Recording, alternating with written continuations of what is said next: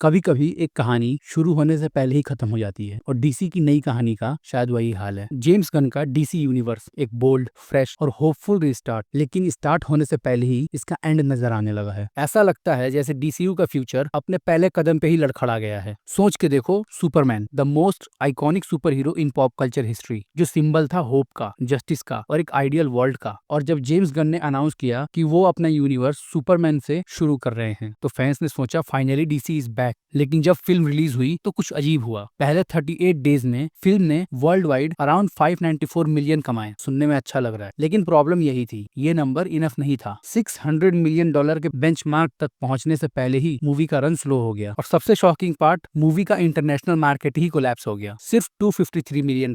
मतलब सुपरमैन एक global icon दुनिया भर के लोगों को अट्रैक्ट ही नहीं कर पाया। कंपेयर करो मैट्रिक्स के द बैटमैन से, उसने $600 मिलियन सिर्फ 18 दिनों में क्रॉस कर लिया था। तो प्रॉब्लम कंटेंट में थी या विजन में? According to industry expert, James Gunn का सुपरमैन अमेरिका में चल गया, लेकिन दुनिया भर के ऑडियंस के साथ कनेक्ट ही नहीं कर पाया। जैसे वो mythic larger than life feeling कहीं खो गई हो। और जब तुम्हारी फाउंडेशनल मूवी ही स्ट्रगल करे तो पूरे यूनिवर्स का क्या होगा? अब आते हैं जेम्स गन के सिग्नेचर स्टाइल पे। Peacemaker season 2 according to critics masterpiece, rotten tomatoes 96% certified fresh, लेकिन नीलसन के टॉप 10 में नाम तक नहीं इस शो का। आखिर हुआ क्या? सिंपल, लोग थक गए हैं। वही self deprecating humour, pop culture references और जबरदस्ती इमोशनल बीट्स। पहले गार्डियंस में क्यूट लगता था, अब रेपिटेटिव लगने लगा है। ऑडियंस ने फिनाले के बाद बोला कि पेसिंग रस्ट है, पे ऑफ मिसिंग है और सब कुछ लगता है सिर्फ नेक्स्ट प्रोजेक्ट सेटअप करने के लिए लिखा गया हो। यानी एक और यूनिवर्स बनाने के चक्कर में स्टोरी टेलिंग सेक्रीफाइस हो गई है। जेम्स गन ने मार्वल का सेम ट्रैप रिपीट कर दिया। एक इंटरकनेक्टेड यूनिवर्स बनाते बनाते उसके अंदर की कहानियां बेजान हो गई। जेम्स गन के साथ एक और प्रॉब्लम है, वो अपने फॉर्मूला से बाहर ही नहीं निकल पा रहे। मिसफिट टीम्स, 70s के सॉन्ग्स पे फाइट सीन्स और विटी बैंटर, सब गार्डियंस के लिए परफेक्ट था, लेकिन सुपरमैन के लिए शायद नहीं। सुपरमैन के अंदर एक डिवाइन वेट होता है, वो एक मिथ है, एक आइडियल। लेकिन जब तुम उसे एक कॉमेडिक कैरेक्टर बना दो, ऐसा जैसे कोई कोस्प्ले कर रहा हो, तो वो चार्म चला जाता है। इंडस्ट्री क्रिटिक्स के अकॉर्डिंग जेम्स गन का सुपरमैन ज्यादा गार्डियन ऑफ मेट्रोपोलिस लगता है, कम man of tomorrow. Pop songs, quirky team banter और वन लाइनर के बीच वो silent powerful being the Superman वाला ऑरा कहीं खो गया। और सबसे बड़ी दिक्कत, जेम्स गन का हाउस स्टाइल हर प्रोजेक्ट में सेम लग रहा है, चाहे वो सुपरमैन हो या फिर पीसमेकर या फिर इससे पहले द सुसाइड स्क्वाड। सब एक ही फ्लेवर में डिप किया हुआ लगता है। जब यूनिवर्स के हर हीरो एक जैसा बोले और बिहेव करे तो फिर डिफरेंस कहाँ रहा? देखो, मार्वल और डीसी के बीच एक फिलोसफिकल फर्क रहा है। मार्वल के हीरोज फ्लॉड होते हैं, human struggles, family drama, emotional vulnerability. DC के हीरोज मिथिक होते हैं विद अनलिमिटेड पावर्स, अक्सर सीरियस होते हैं, उनके अंदर एक सिंबॉलिक प्योरिटी होती है। जेम्स गन ने गार्डियंस के थ्रू मार्वल के फॉर्मूला को मास्टर किया, ह्यूमर और हार्ट का ब्लेंड। लेकिन जब वही फॉर्मूला सुपरमैन पे लगाया तो वो क्लैश हो गया। सुपरमैन एक आइडियल है, जोक नहीं। और डीसी के recent hit the Batman, the penguin, joker, ये सब डार्क, ग्राउंडेड और सीरियस टोन के प्रोजेक्ट्स थे। ऑडियंस ने रिजेक्ट नहीं किया सीरियसनेस को, उन्होंने रिजेक्ट किया फेक ऑप्टिमिज्म और फोर्स्ड ह्यूमर को। डीसी की सोल हमेशा मिथिक थी और अब वो मार्वल के मास्क के पीछे छुप गई है। और फिर आता है सबसे बड़ा strategic mess, Elseworlds. Idea simple था, एक मेन डीसीयू और एक अल्टरनेट यूनिवर्स जिसमें बैटमैन और जोकर जैसे स्टैंड अलोन स्टोरीज चलेंगे। और आयरनी देखो, एल्सवर्ल्ड्स वाले प्रोजेक्ट जैसे द बैटमैन, द पेंगुइन या फिर द जोकर, उनका हाइप, उनका क्वालिटी, उनका सक्सेस मेन लाइन डीसीयू से ज्यादा है। तो क्वेश्चन ये उठता है कि अगर साइड यूनिवर्स ही ज्यादा सक्सेसफुल है तो मेन यूनिवर्स का मतलब क्या है? डीसी ने अज्यूम कर लिया कि ऑडियंस को कंटिन्यूटी चाहिए, लेकिन रियलिटी ये है कि ऑडियंस को गुड स्टोरीज चाहिए। उन्हें फर्क नहीं पड़ता कि बैटमैन और सुपरमैन एक ही टाइमलाइन में हैं या नहीं, जब तक स्टोरी इंगेजिंग है। द बैटमैन ने कल्चरल इंपैक्ट क्रिएट किया,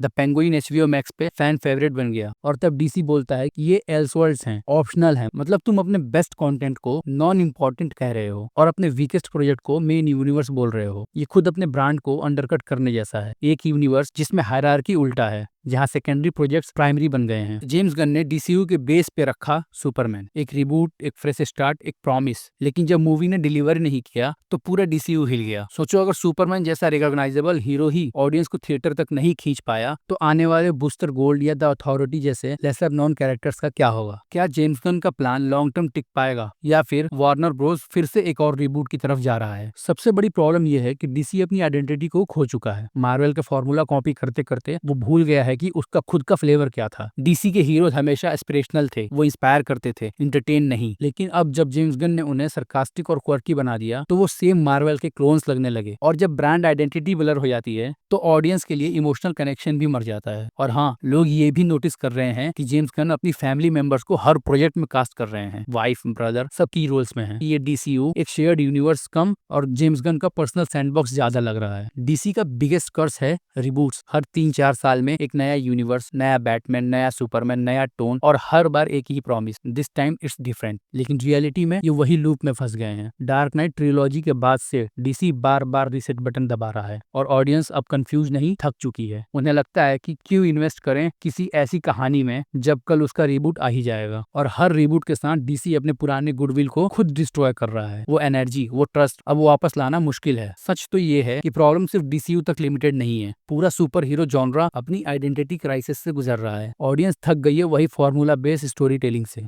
एक ही टाइप के जोक्स, एक ही सीजीआई कैओस, एक ही थर्ड एक्ट स्काई बैटल। और जब प्रोडक्शन बजट 200 मिलियन 300 मिलियन तक पहुंच जाते हैं लेकिन रिटर्न हाफ मिलता है तो स्टूडियो पैनिक करने लगते हैं। मीनवाइल द बैटमैन, जोकर जैसे grounded director driven project successful हो रहे हैं क्योंकि उनमें विजन है, सोल है। मार्वल भी स्ट्रगल कर रहा है, डीसी के तो ऑलरेडी बुरे हाल थे और अब ऑडियंस के पास उतना पेशेंस नहीं है। तो सवाल सिंपल है, क्या शेयर्ड यूनिवर्स मॉडल अब आउटडेटेड हो चुका है? क्या टाइम आ गया है कि सुपर हीरो सिनेमा को छोटी कहानियों, कैरेक्टर ड्रिवन स्क्रिप्ट और इमोशनल रियलिज्म में कन्वर्ट कर देना चाहिए? जेम्स गन का डीसीयू अभी ऑफिशियली स्टार्ट भी नहीं हुआ लेकिन डाउट, फियर और फटीग ऑलरेडी उसको चारों तरफ से घेर चुके हैं। कहानी सिंपल होनी चाहिए, दिल से लिखी हुई, कैरेक्टर पे बेस्ड और वर्ल्ड बिल्डिंग से हैवी नहीं। तभी डीसी अपनी असली आइडेंटिटी वापस पा सकता है, तभी वो फिर से इंस्पायर कर सकता है जैसे कभी करता था। वार्नर ब्रोस फिर से एक नई कहानी लिख रहा है। बस ये देखना है कि इस बार कहानी खत्म होने से पहले ही खत्म होती है या फिर फाइनली एक नया लेजेंड पैदा होता है। वीडियो पसंद आई तो प्लीज वीडियो को लाइक करें और प्लीज चैनल को सब्सक्राइब करें।